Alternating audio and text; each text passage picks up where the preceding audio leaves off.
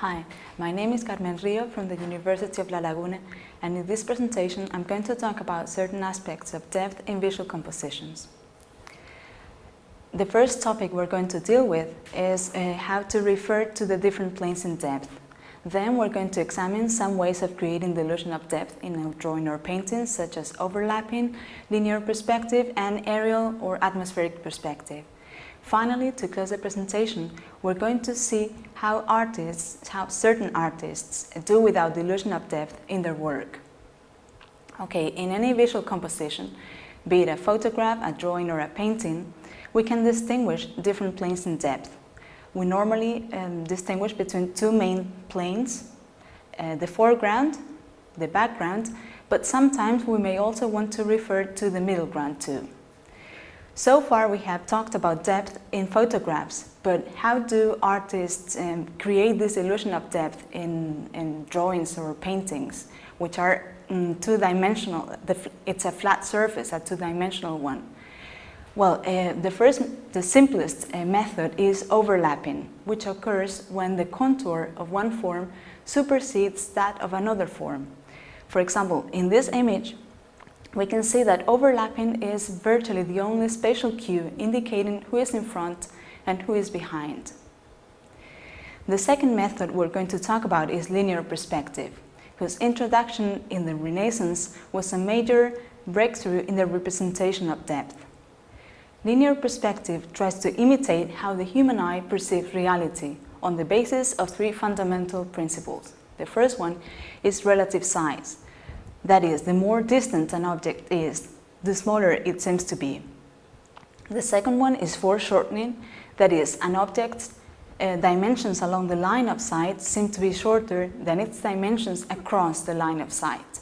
And the third one is that parallel lines that recede into the distance appear to converge toward a vanishing point, usually placed on the horizon line, which is a theoretical line that represents the eye level of the viewer.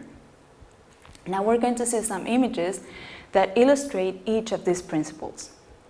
For example, in this painting we can see that the figures become gradually smaller as they recede into the background. In this painting, we can see an example of foreshortening. That is, the artist reduces the parts of the object that are not parallel to the picture plane, in this case, the body of Christ. Now we're going to see some types of linear perspective depending on the number of vanishing points we can see. This first example is a case of one-point perspective because parallel lines converge at a single vanishing point on the horizon line. The second example is a case of two-point perspective because there are two different vanishing points.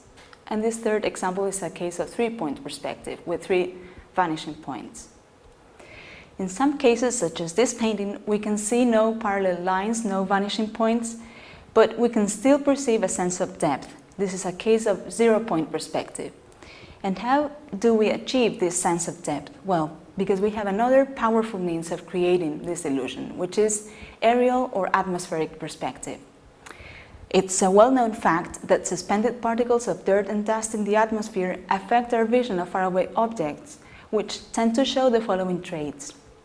They show less contrast, the colors become duller and eventually turn gray, the edges become blurred, and we can perceive a lack of detail and texture.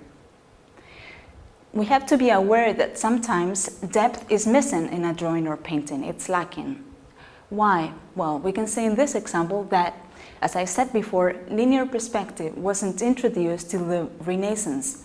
So medieval painting was more interested in religious symbolism than in the realistic depiction of the world around us, with the resulting effect of flatness. In this painting, the relative size of the figures doesn't indicate their position in space, but rather their hierarchy, the importance. So that's why the Virgin is disproportionately larger than the angels. In modern painting, depth is often missing in a drawing or painting, but for entirely different reasons. For example, in this painting by Matisse, we can see that he uses flat shapes to rebel against the traditional depiction of reality, the naturalistic representation of reality. Okay, and we've come to the end of this presentation. I hope you find it useful and thank you for watching.